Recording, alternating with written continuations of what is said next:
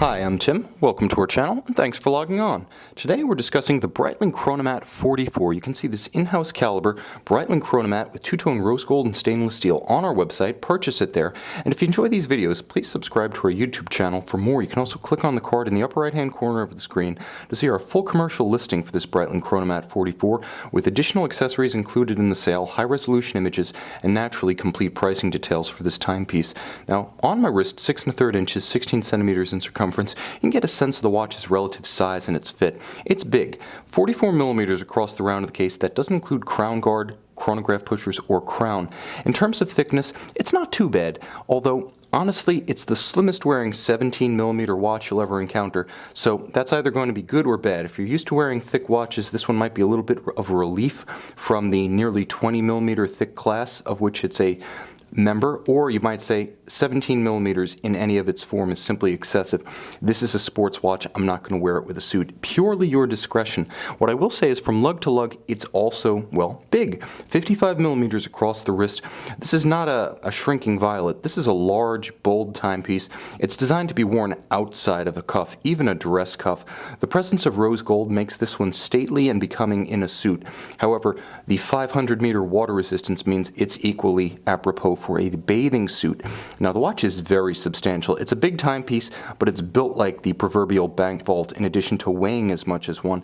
You can see the beautifully polished and differential sized links of the slash-cut pilot style bracelet. Now, this is one of Breitling's classics. Supple on the wrist, very handsome.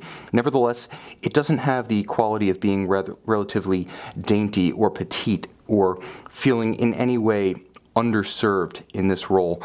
It is much tougher than Rolex's Jubilee in construction. So although it has the same number of links and the same kind of sort of small intermediate link design, it's a million miles removed from a Jubilee. It's a sports watch bracelet and it feels it. Now, you can see a beautiful high polish, single fold deployant, closes very secure with the clamshell action, and a beautiful Breitling rose gold marquee. You can also see that the watch makes effective use of its two-tone theme on the bezel. It has the traditional rider tabs, albeit pared down with this galactic style digital bezel that debuted back in, I want to say 2011 on the Galactic line. You can still grasp the rider tabs more easily than a conventional bezel, and they make for easy manipulation when your hands are wet, sweaty, or gloved. Because it is a unidirectional bezel, and because it does have a luminescent pearl, it is technically a dive style bezel, and this watch with constant seconds indicator, 500-meter water resistance, the unidirectional bezel, and the luminescent pearl is both an aviation-centric chronograph, and it qualifies as an ISO 6425 diver. It meets all the criteria of a dive watch despite being aviation-oriented. Now, of course, you have a chronograph, the king of complications and a signature of Breitling since at least the 1920s. You can see that the chronograph features a vertical clutch action. This is the in-house caliber B01, so 70-hour power reserve, column wheel function selector, vertical clutch engagement. It stops without stagger, it starts without a jump, and you'll note resets precisely to the index at 12 every time. One of the advantages of a vertical clutch is you can simply leave it running with no hazard to the watch or movement. The vertical clutch does not wear down the drivetrain in advance of a conventional service as a lateral clutch would. So if you like to have seconds at center, just leave the chronograph running. Now, of course, you have a beautiful metallic brown dial with a center cutout guilloche, and the center cutout is rectangular in shape, and it's mirrored by different cut patterns that run vertically and horizontally across the respective sub-registers of the watch. So it's a handsome accent, and you can see how it's bounded by the geometric cut of each individual rose gold hour index. Fully loomed hour indices and hands at center. It's an easy watch to see in low or no light conditions. Moreover, it's important to note that the watch has so many warm tones between red, brown, rose gold on the dial that it just has a charming character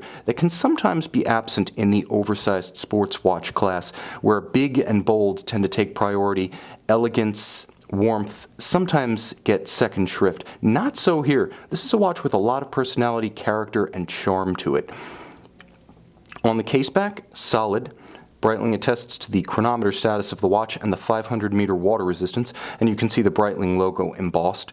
A handsome watch, satisfying to operate with the tactile pleasure of a column wheel and the precision of a vertical clutch. You can see this handsome 70-hour power reserve, 500-meter diver, aviation-oriented chronograph, a true versatile tool watch in every respect two-tone for a bathing suit or business suit. See and purchase this Breitling Chronomat 44 on our website.